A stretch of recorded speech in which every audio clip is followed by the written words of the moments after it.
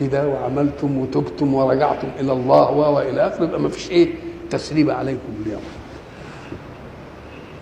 لها قصه في ان رسول الله صلى الله عليه وسلم حينما فتح الله عليه مكه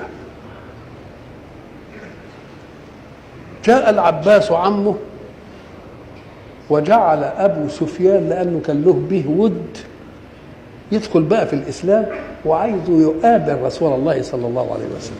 وابو سفيان له مواقفه من سيدنا رسول الله صلى الله عليه وسلم. فسيدنا العباس قال لابو سفيان احنا هنذهب وستلقى رسول الله، فساعه ما تقول له قل قال لا تسريب عليكم. يعني ابو سفيان يقول لمين؟ يقول لرسول الله قال لا تسريب عليكم، يفكروا بالعفو والمش عارف الايه واللوم.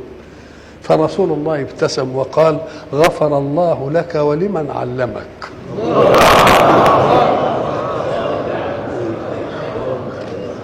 وقالوا في التسريب